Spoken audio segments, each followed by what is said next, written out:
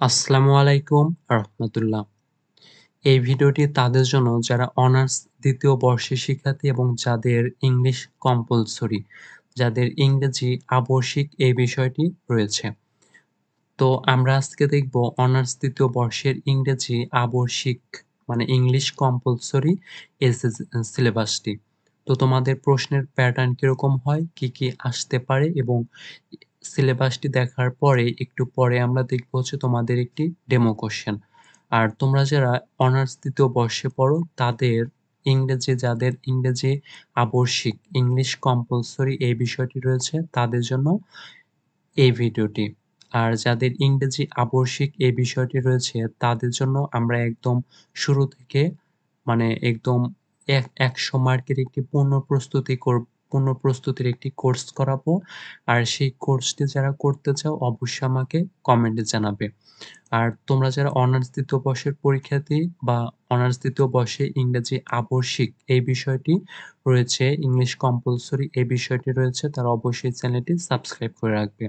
তাদের জন্য আমরা একদম ধারাবাহিকভাবে ক্লাস দেব।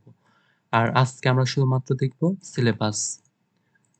তো চলো আমরা অনার্স ২য় বর্ষের ইংরেজি আবশ্যিক মানে ইংলিশ কম্পালসরি এই সিলেবাসটা দেখে নেই। তো যারা অনার্স ২য় বর্ষে ইংলিশ কম্পালসরি এই বিষয়টি রয়েছে তাদের ১ নাম্বারে যে প্রশ্ন হয় সেটি হচ্ছে একটি প্যাসেজ দেওয়া থাকবে। তার ভিত্তিতে A, B, C, D আকারে কিছু প্রশ্ন থাকবে যেখানে মোট নম্বর ২০। তো এটি আমরা দেখব একটু পরেই। আমরা এটি দেখার পরে একটু পরে আমরা অনার্স ২য় বর্ষের ইংলিশ কম্পালসরি এই বিষয়টি একটি ডেমো কোয়েশ্চেন দেখব। তো এইভাবে একটি প্যাসেজ থেকে এরকম ABCD আকারে কিছু প্রশ্ন দেওয়া থাকবে যেখানে মোট নম্বর থাকবে ২০। আর তোমাদের অনার্স ২য় বর্ষে যাদের ইংলিশ কম্পালসরি এই বিষয়টি রয়েছে তাদের কিন্তু ১০০ মার্কের পরীক্ষা হবে। আর ১০০ মার্কের পরীক্ষার ভিতর কিন্তু ৪০ এ পাস। আর অনেকে দেখা যায় এই বিষয়টি ফেল করে। অনেকে দেখা যায় যে অনার্স তার ফাইনাল ইয়ার কমপ্লিট হয়ে যায় কিন্তু তার অনার্স ২য় বর্ষে এই ইংরেজি বিষয়টি ফেলই থেকে যায়। এই ক্ষেত্রে যারা অনার্স ২য় বর্ষের ইংরেজি আবশ্যিক বিষয়টি নিয়ে চিন্তা করছো বা ভয় পাচ্ছ তাদেরকে আমরা এই ইংরেজির ভয়টাকে জয়ে পরিণত করব ইনশাআল্লাহ। তোমরা শুধুমাত্র এই চ্যানেলের সাথে লেগে থাকো। আর ২ নাম্বার যেটি থাকবে সেটা হচ্ছে সেন্টেন্স কারেকশন। তো একটি সেন্টেন্সে কিছু ভার্ব বা কিছু মানে ভুল দেওয়া থাকবে। ৭ টা থাকবে যেখান থেকে তোমাকে ৫ টা দিতে হবে, নম্বর হচ্ছে ৫। আর তোমাদের কিন্তু ১০০ মার্কের একটি পরীক্ষা হবে যেখানে পাস কিন্তু ৪০ এ। ৩ নাম্বার যেটি থাকবে নোটিস অর পোস্টার। একটি লিখতে হবে, নম্বর হচ্ছে ৪। নোটিস বা পোস্টার যেকোনো একটি লিখতে হবে, নম্বর ৪। ৪ নাম্বারে যেটি থাকবে প্যারাগ্রাফ।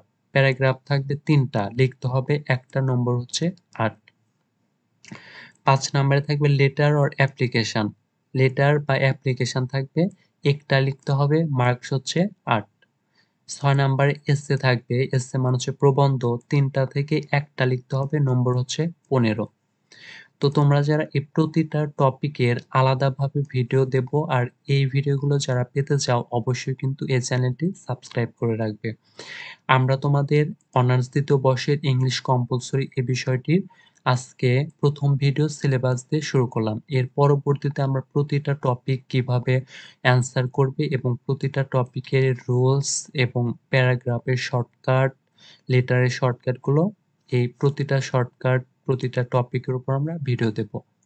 আর সেই ভিডিওগুলো পেতে অবশ্যই এই চ্যানেলটি সাবস্ক্রাইব করে রাখবে। নাম্বার 7 থাকবে রিয়ারেন্স। রিয়ারেন্স মানে একটা সেন্টেন্সের বিভিন্ন যেমন প্রিপোজিশন আগে থাকবে, ভার্ব পরে থাকবে, সাবজেক্ট পরে থাকবে, এরকম তোমাকে একটি সাজাতে হবে। এটি হচ্ছে রিয়ারেন্স। ৭ টা থেকে ৫ টা দিতে হবে, নম্বর হচ্ছে ৫। ৮ নাম্বারে থাকবে ডাব্লিউএইচ কোয়েশ্চেন। ৭ টা থেকে ৫ টা দিতে হবে, নম্বর হচ্ছে ৫। ৯ নাম্বারে আর্টিকেল থাকবে। একটা প্যাসেজ থাকবে আর্টিকেলের, ৫ টি গ্যাপ থাকবে যেখানে ৫ টি পূরণ করতে হবে, নম্বর হচ্ছে ৫। আর ১০ নাম্বারে থাকবে রাইট ফর্ম অফ ভার্বস। ৭ টা থেকে ৫ টা দিতে হবে, নম্বর হচ্ছে ৫। ১১ নাম্বার থেকে পাংচুয়েশন। এর একটা প্যাসেজ থাকবে, নম্বর হচ্ছে ৫।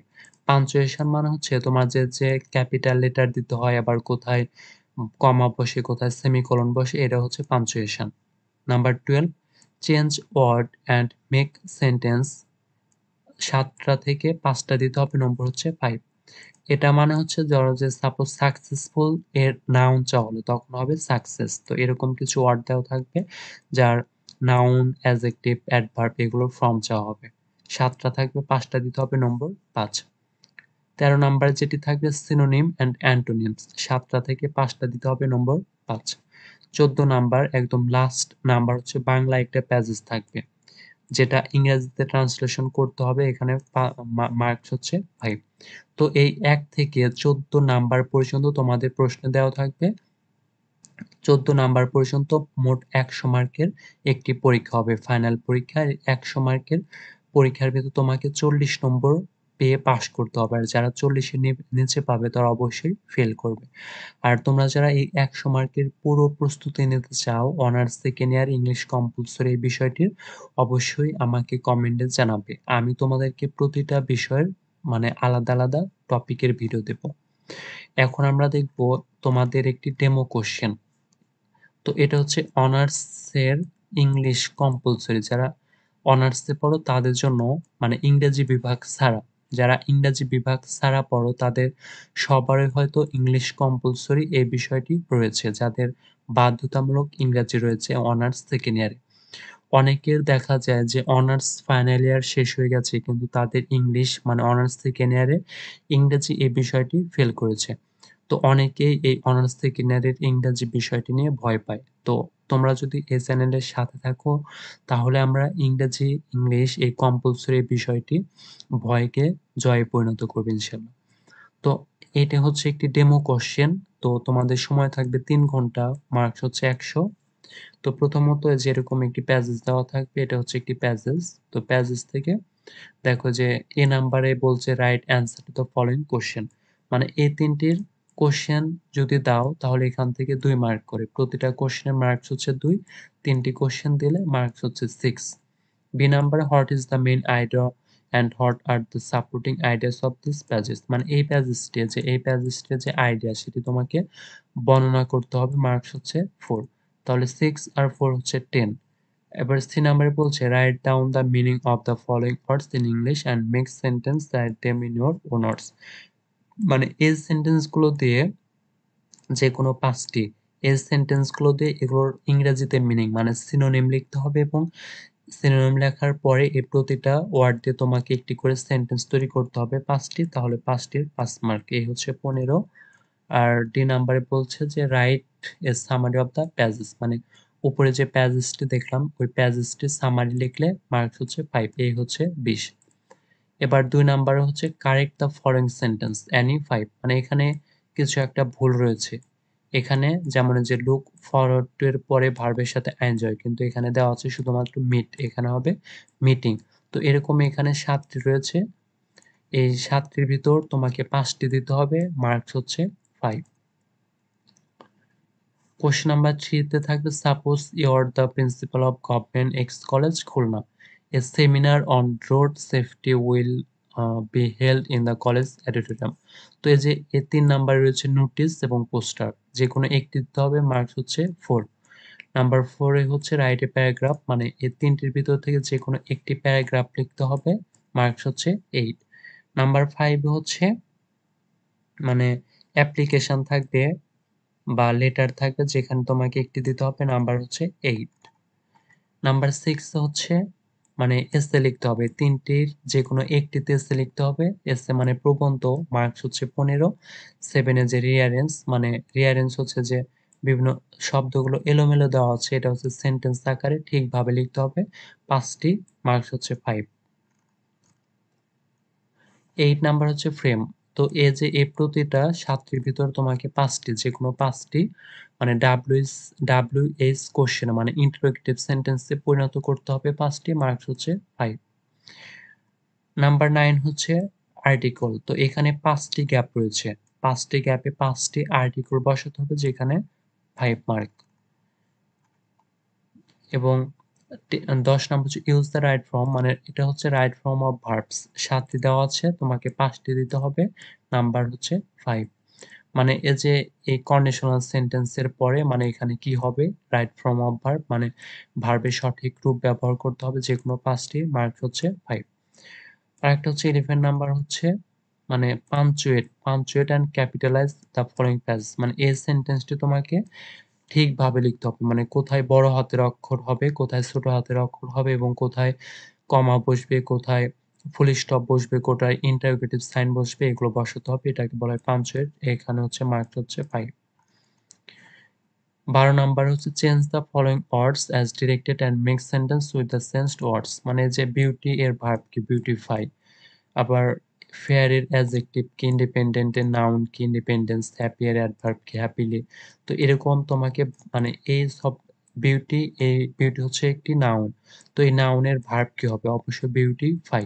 তো এরকম ৭ টি দেওয়া আছে। এই ৭ টির ভিতর ৫ টি দিতে হবে। তোমাকে মার্ক হচ্ছে ৫।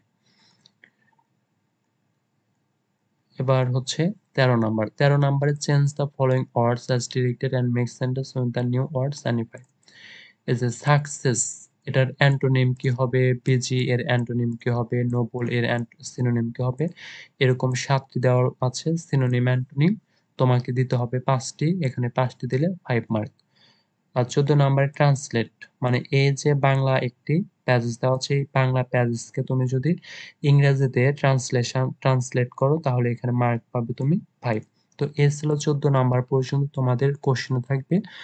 আর ১৪ টির প্রশ্নের অ্যান্সার দিতে পারলে ১০০ মার্কের কোশ্চেন হয়। এখান থেকে তোমাদের ৪০ এ পাস। আর তোমরা যারা এই অনার্স সেকেন্ড ইয়ারে ইংলিশ কম্পালসরি বিষয়টি রয়েছে তাদেরকে আবারও বলছি তোমরা অবশ্যই চ্যানেলটিকে সাবস্ক্রাইব করে রাখো। এখান থেকে তোমাদের ১০০ মার্কের একদম পুরো প্রস্তুতি পেয়ে যাবে। তো আমরা ধারাবাহিকভাবে এর পরবর্তীতে ধারাবাহিকভাবে ক্লাস দিব। আর সেই ক্লাসগুলো পেতে অবশ্যই তোমরা চ্যানেলটিকে সাবস্ক্রাইব করে রাখো। আর তোমরা যারা মানে ইংলিশ কম্পালসরি অনার্স সেকেন্ড ইয়ারে এই বিষয়টি ভয় পাও, আমি আবারও বলছি এই ভয়কে আমরা জয়ে পরিণত করব ইনশাআল্লাহ। তো আজকের ভিডিওটি ছিল এই পর্যন্তই। তোমরা সবাই ভালো থাকো। যারা অনার্স সেকেন্ড ইয়ারে পড়ো, আমি দোয়া করি তোমরা অবশ্যই ভালোভাবে পড়াশোনা করো। আসসালামু আলাইকুম ওয়া রাহমাতুল্লাহ।